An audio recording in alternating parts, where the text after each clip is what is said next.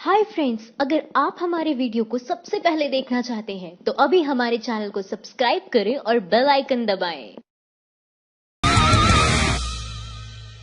नमस्कार दोस्तों, महिंद्रा न्यूज में आपका एक बार फिर से स्वागत है। लॉकडाउन 5 की शुरुआत हो चुकी है। जी हां दोस्तों, लोगों को बेसब्री से इंतजार था कि लॉकडाउन के बाद क्या होगा, लेकिन सरकार ने लॉकडाउन को आगे बढ़ाते हुए इसका 5वां फेज भी शुरू कर दिया है। हालांकि इससे बहुत सारी छूट भी दी गई है जो पिछले लॉकडाउन से बेहद अलग है। इन सभी चीजों के बारे में जानने के लिए और लॉकडाउन 5 से जुड़ी हर एक खबर पाने के लिए हमारे इस वीडियो को पूरा जरूर देखें। इसी के साथ एक बार फिर चीनी बीमारी के आंकड़े देख लेते हैं। देश में अब तक संक्रमण से 1,81,827 मामले सामने आ चुके हैं। कल रिकॉर्ड 8,332 मरीज बढ़े हैं और कुल 4,303 लोग ठीक हुए हैं। और जैसे जैसे मैं आपको बता रही हूं, यह आंकड़ा और भी बढ़ रहा होगा।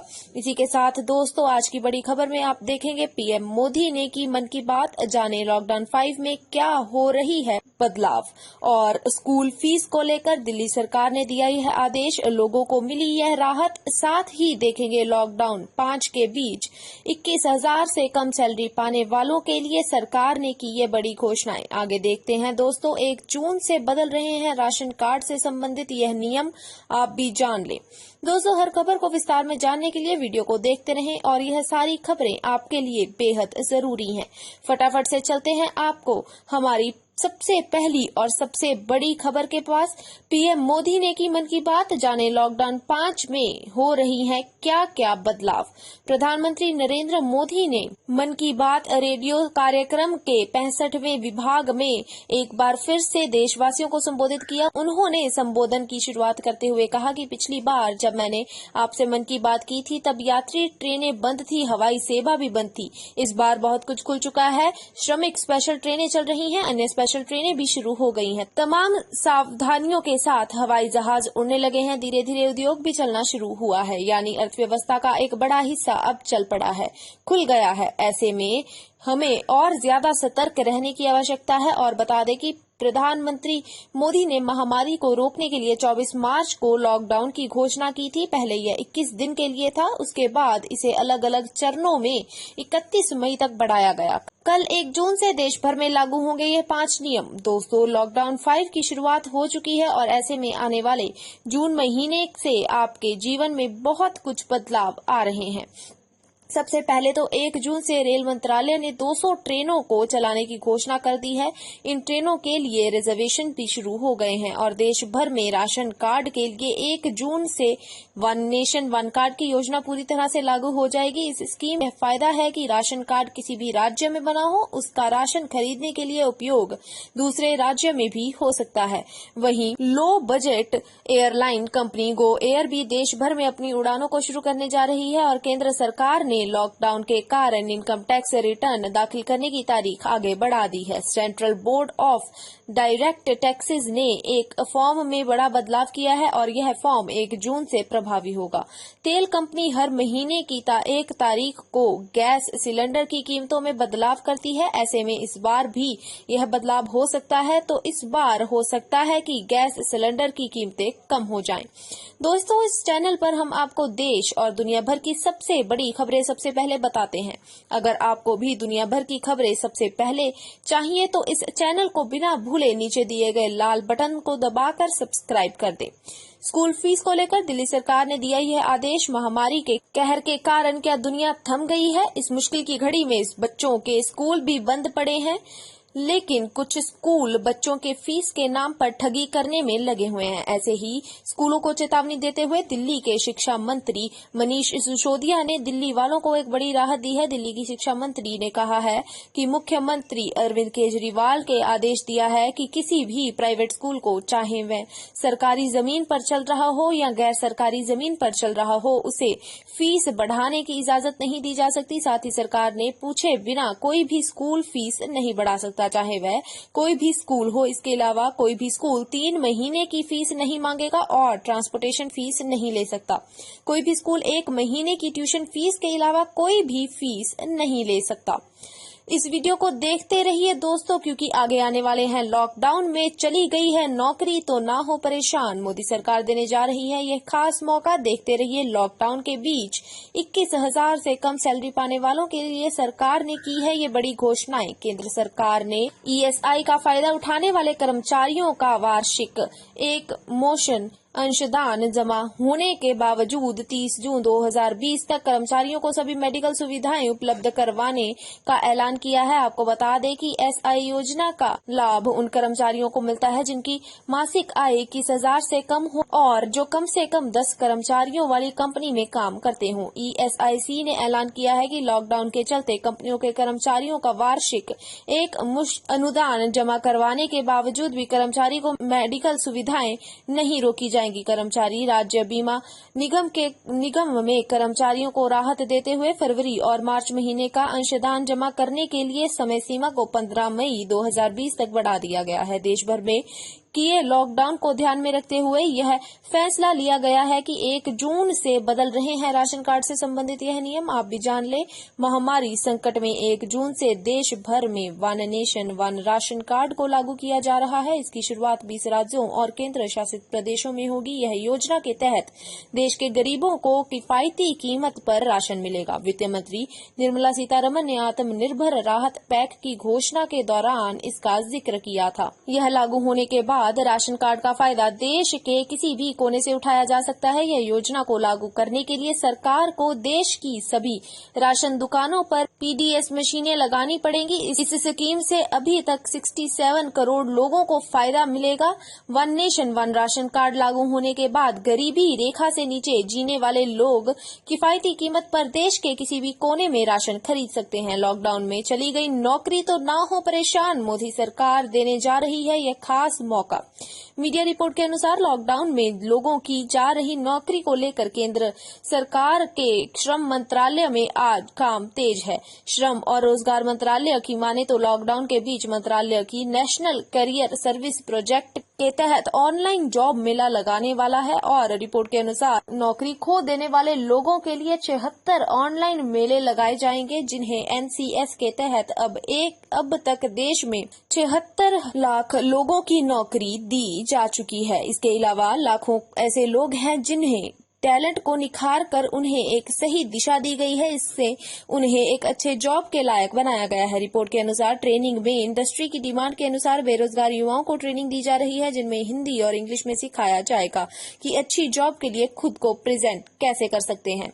साथ ही दोस्तों, आप आगे की बड़ी खबरों में देखने वाले हैं कि किसान के लिए बड़ी खबर 31 जुलाई से पहले रजिस्ट्रेशन करवाने वालों को मिलेगी ये स्कीम का फायदा। और पुलिस में निकली हैं 4000 से ज्यादा भर्तियां, 12वीं पास कर सकते हैं आवेदन। और साथ ही देखें, एसबीआई ने फिर किया अपने ग्राहकों को अलर्ट, दी ऐप को लेकर चेतावनी। किसानों के लिए बड़ी खबर 31 जुलाई से पहले रिजर्वेशन करवाने वालों को मिल सकती है इस स्कीम का फायदा। मोदी सरकार की स्कीम प्रधानमंत्री फसल बीमा योजना का फायदा उठाना चाहते हैं तो खरीद पोषित की बीमा की आखिरी तारीख 30 जुलाई 2020 है। जो किसान बीमा सुविधा नहीं चाहते हैं वो अंतिम तारीख के 7 दिन पहले ही लिखित रूप में अपने बैंक शाखा को जरूर अवश्य सूचित करें। गैर ऋणी किसान सीएससी बैंक एजेंट अथवा बीमा पोर्टल पर फसल बीमा स्वयं कर सकते हैं। आपको बता दें कि प्रधानमंत्री फसल बीमा योजना के चलते बेमौसम बारिश के चलते या जरूरत से ज्यादा बारिश होने से हुए नुकसान की भरपाई की जाती है। मौसम में अचानक बदलाव या फिर मानसून के दौरान कई किसानों की मेहनत की कमाई पल भर में बर्बाद हो जाती है। किसानों की इस समस्या को देखते हुए केंद्र सरकार 13 जनवरी 2016 को यह योजना शुरू की थी। कृषि मंत्री का कहना है कि इस योजना के अंतर्गत ओले पड़ना, जमीन धंसना, जल भराव, बादल फटना और प्राकृतिक आग से नुकसान पर भुगतान दिया जाता है। आपको बता दें कि प्राकृतिक आपदा में फसलों को नुकसान पहुंचने पर केंद्र सरकार ने किसानों को उसकी भरपाई के लिए फरवरी 2016 में प्रधानमंत्री फसल बीमा योजना शुरू की थी। दोस्तों, वहीं अब लॉकडाउन 30 जून तक बढ़ गया है। जी हां दोस्तों, महामारी से निपटने के लिए देश भर में एक बार फिर से लॉकडाउन कर दिया गया है। लॉकडाउन 5.0 की गाइडलाइन सरकार ने जारी कर दी हैं। कंटेनमेंट जोन के बाहर सरकार की ओर से कई छूटें दी गई हैं। गाइडलाइन के मुताबिक लॉकडाउन 3 फेज में खुलेगा। सरकार ने पहले फेज के तहत 8 जून को धार्मिक स्थल, होटल और सैलून खोलने की इजाजत दे दी है। हालांकि सरकार ने शर्तों के साथ इसे खोलने की अनुमति दी है। नए निर्देशों के मुताबिक रात का कर्फ्यू जारी रहेगा। जो जरूरी चीजें हैं उनके लिए कोई कर्फ्यू नहीं रहेगा। रात को 9 बजे से सुबह 5 बजे तक अब नाइट कर्फ्यू रहेगा। अभी तक यह शाम 7 बजे से सुबह 7 बजे तक था। स्कूल, कॉलेज और शैक्षणिक स्थान खोले जाने पर सरकार का फैसला सरकार बाद में लेगी। मंदिर, मस्जिद, गुरुद्वारा और चर्च खोल दिए जाएंगे। 10 की जगह अब 11 अंकों का हो सकता है आपका मोबाइल नंबर। जानिए कैसे 10 अंकों का मोबाइल नंबर अब 11 अंकों का हो सकता है। Telecom regulatory authority of India यानी कि ट्राई ने इसे सिफारिश की है कि ट्राई के मुताबिक 10 अंकों वाले मोबाइल नंबर को 11 अंकों वाले मोबाइल नंबर से बदलने पर देश में ज्यादा नंबर उपलब्ध होंगे। मोबाइल नंबर को 10 अंकों की जगह 11 अंकों में बदले जाने पर अपने प्रस्ताव से देश के दूरसंचार कंपनी ट्राई ने कहा है कि अगर मोबाइल नंबर को 10 की जगह 11 अंकों का कर दिया जाए तो देश में मोबाइल नंबर की उपलब्धता बढ़ जाएगी। यानी कि मोबाइल नंबर 11 अंकों का कर दिया जाएगा और पहला नंबर 9 रखा जाए तो देश में कुल 10 अरब नए मोबाइल नंबर बन जाएंगे। इसी के साथ ट्राई ने फिक्स्ड 9 को कॉल करते समय मोबाइल के आगे 0 लगाने की भी सिफारिश की है। इसी बीच लॉन्च हो रहा है Jio phone 3 online booking specification feature और कीमत जानिए। जियो फोन अपने सस्ते दाम और अच्छी बैटरी की वजह से ज्यादा लोकप्रियता हासिल कर चुका है। इसका इस्तेमाल इस वक्त भारत की एक बड़ी आबादी कर रही है। इस सीरीज में कंपनी अब तक 2 फोन लॉन्च कर चुकी है। अब आ रहा है जियो फोन 3। मीडिया में आई बहुत सारी रिपोर्ट्स के मुताबिक जियो फोन 3 को मई-जून 2020 को लॉन्च किया जाना था, लेकिन अब तक इस फोन में किस ऑपरेटिंग सिस्टम का इस्तेमाल किया जाएगा उसके बारे में कोई जानकारी नहीं है। ऐसे में इस फोन में कंपनी 5 मेगापिक्सल कैमरा और 2 मेगापिक्सल का ड्यूअल कैमरा सेटअप दे सकती है। इसके अलावा इस फोन में कंपनी 2800 mAh की बैटरी दे सकती है। वहीं कनेक्टिविटी के लिए कंपनी वाईफाई, ब्लूटूथ और जीपीएस जैसे बहुत सारे फीचर्स को भी शामिल कर सकती है। एसबीआई ने फिर किया अपने ग्राहकों को अलर्ट, दी ऐप को लेकर चेतावनी। देश के सबसे बड़े सरकारी bank state bank of India ने अपने ग्राहकों को अलर्ट करते हुए ऐप को लेकर सावधानी बरतने की सलाह दी है। बैंक ने अपने ट्विटर हैंडल के जरिए इसकी जानकारी दी। आपको बता दें कि पिछले हफ्ते एसबीआई ने खतरनाक बैंकिंग वायरस से अलर्ट किया था। बैंक का कहना है कि कुछ मोबाइल ऐप्स से आपके फोन को खतरा हो सकता है क्योंकि यह ऐप निजी जानकारी चुरा सकती हैं। बैंक ने कहा कि अपने मोबाइल फोन में हमेशा ऑथराइज्ड जगह से ही ऐप डाउनलोड करें, यानी कि गूगल प्ले स्टोर या एप्पल प्ले स्टोर से ही ऐप डाउनलोड करनी चाहिए। किसी भी ऐप में अपनी डेबिट कार्ड या क्रेडिट कार्ड की डिटेल सेव ना करें। लॉकडाउन के दौरान फ्रॉड करने वाले भी पहले से ज्यादा एक्टिव हो गए हैं। यूजर्स को किसी अनजान लिंक पर क्लिक करना नहीं चाहिए और केवल प्ले स्टोर और ऐप स्टोर से ही ऐप डाउनलोड करनी चाहिए। पुलिस में निकली हैं 4000 से ज्यादा भर्तियां। अगर आप भी पुलिस की नौकरी करना चाहते हैं तो आपके लिए है यह शानदार मौका। अगर आप 12वीं पास हैं और आप इस पद के लिए अप्लाई करना चाहते हैं, खास बात यह है कि पदों की संख्या हजारों में है, जिससे सिलेक्शन की चांसेस भी बढ़ जाते हैं। इसी के साथ आवेदन की अंतिम तारीख 22 जून है। योग्य एवं इच्छुक उम्मीदवार नीचे दिए गई जानकारी के आधार पर तय समय सीमा के अंदर आवेदन कर सकते हैं। कर्नाटक स्टेट पुलिस रिक्रूटमेंट 2020 के तहत पुलिस कांस्टेबल पद के लिए 2565 भर्तियां निकाली गई हैं और पुलिस कांस्टेबल सशस्त्र के लिए 1149 भर्तियां निकाली गई हैं। उम्मीदवारों की आयु 19 से 25 साल के बीच होनी चाहिए। चुने गए उम्मीदवारों को 21,400 से लेकर 42,000 प्रति माह के बीच सैलरी दी जाएगी। योग्य उम्मीदवार ऑफिशियल वेबसाइट के sb.gov.in पर जाकर ऑनलाइन आवेदन कर सकते हैं। और इसी के साथ आप आगे देखने वाले हैं, होम क्वारंटाइन किए गए लोग हो जाएं सावधान, घर से बाहर निकलेंगे तो भरना पड़ेगा जुर्माना। साथ ही यूपी में राशन कार्ड नहीं है तो सरकार देगी 1000 की मदद। विस्तार से जानने के लिए बने रहें।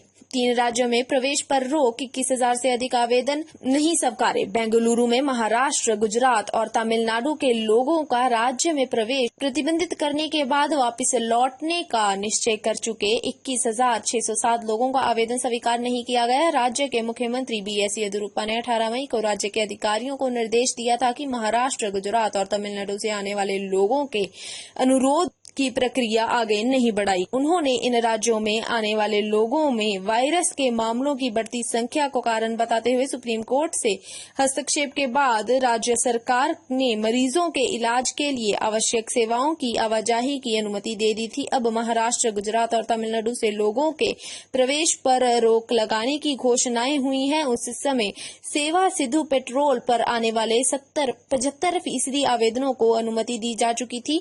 अधिकारियों ने कहा है कि जिनके आवेदन पहले से ही मंजूर हो गए हैं उन्हें चरणों में प्रवेश की अनुमति दी जाएगी, लेकिन अब नए अनुरोधों को मंजूरी नहीं दी जाएगी। प्रक्रिया पर रोक लगा दी गई है। हालांकि सुप्रीम कोर्ट के आदेश के बाद रोक हटा दी गई। होम क्वारंटाइन किए गए लोग हो जाएं सावधान, घर से बाहर निकलेंगे तो भरना पड़ेगा जुर्माना। मध्य प्रदेश में महामारी के खतरे को देखते हुए सतर्कता बरतने की जरूरत, जिसके लिए सरकार अब नए कदम उठा रही है। प्रदेश में अब होम क्वारंटाइन किए गए व्यक्ति को भी नियमों का उल्लंघन करना भारी पड़ सकता है। होम क्वारंटाइन की अवधि में बाहर निकलने वाले व्यक्ति को 2,000 का जुर्माना भरना होगा। प्रदेश में चीनी बीमारी के संदिग्ध कुछ सिम्टम्स वाले मरीजों को होम क्वारंटाइन करने के साथ साथ कुछ शर्तें भी माननी होंगी। मरीजों को होम क्वारंटाइन होने के लिए स्वास्थ्य विभाग के नियमों का पालन करना होगा। अगर वह नियमों का उल्लंघन करते हैं तो उन्हें जुर्माना भी भरना होगा। साथ के साथ उन्हें क्वारंटीन सेंटर्स में रहना होगा। एक बार मौसम का हाल देख लेते हैं। आंधी बारिश ने दिलाई राहत तो कहीं बनी आफत। दोस्तों, इस सप्ताह की शुरुआत में कहा गया था कि बंगाल की खाड़ी में उठे चक्रवात के कारण केरला मॉनसून 1 जून तक पहुंच सकता है, जो कि आमतौर पर इसके पहुंचने का समय है। दिल्ली NCR में आंधी के साथ बारिश हो सकती है। IMD के हिसाब से 50 से 60 किलोमीटर प्रति घंटे की रफ्तार से हवाएं चल सकती हैं, लेकिन मौसम विभाग ने यह भी कहा है कि दिल्ली NCR में 8 जून तक लू वापस आने की उम्मीद नहीं है, यानी 8 जून तक दिल्ली वासियों को लू से राहत मिलेगी। वहीं पिछले कुछ दिनों में असम में लगातार बारिश हो रही है। लगातार बारिश की वजह से नदियों के पानी का लेवल काफी बढ़ गया है, जिसकी वजह से 6 जिले प्रभावित हुए हैं। यूपी में राशन कार्ड नहीं है तो सरकार देगी 1,000 रुपए की मदद। लॉकडाउन के बाद से अलग अलग राज्यों में लाखों की तादाद में मजदूर वापस अपने घर आए हैं। इनमें से एक बड़ी संख्या यूपी में मजदूरों की भी है। इससे पहले योगी सरकार ने दिहाड़ी मजदूरों के खाते में 1,000 रुपए देने का फैसला किया था। सीएम योगी ने ऐलान किया था कि राज्य में 35,000 मजदूरों को इसका फायदा होगा। इसके साथ मनरेगा मजदूरों को तुरंत भुगतान देने का ऐलान किया गया था। 1,000 रुपए की सहायता राशि सीधा अकाउंट में जाएगी। इनके अलावा दिहाड़ी वालों को अनाज दिया जाएगा। BPL परिवारों को 20 किलो गेहूं और 15 किलो चावल मुफ्त दिया जाएगा। PDS दुकानों के जरिए अनाज दिया जाएगा। राजस्थान बोर्ड की बची हुई परीक्षाएं इस दिन से शुरू हो सकती हैं। जानिए टाइम टेबल। राजस्थान शिक्षा बोर्ड अध्यक्ष डॉक्टर BP जारोली ने जानकारी देते हुए बताया है कि राजस्थान बोर्ड की बची हुई बोर्ड परीक्षाएं 18 जून से शुरू होंगी। उन्होंने बताया है कि 12वीं की कक्षा की परीक्षाएं 18 से 30 जून तक और 10वीं की परीक्षाएं 27 से 30 जून तक होंगी। 10वीं की 29 जून को सामाजिक विज्ञान और 30 जून को गणित की परीक्षा होगी। 12वीं की गणित की परीक्षा 18 जून को होगी। बाकी परीक्षाओं का टाइम टेबल भी राजस्थान बोर्ड ने अपनी ऑफिशियल साइट पर जारी कर दिया है। दोस्तों, आपको क्या लगता है कि कौन से महीने में चीनी बीमारी पूरी तरह से भारत से खत्म हो जाएगी? अपना जवाब कमेंट में जरूर लिखें। माइंड द न्यूज रूम की रिपोर्ट। Thank you for watching our video. अगर आपको हमारी वीडियो पसंद आई हो तो इसे लाइक जरूर करें और हमारे चैनल को सब्सक्राइब करना ना भूलें।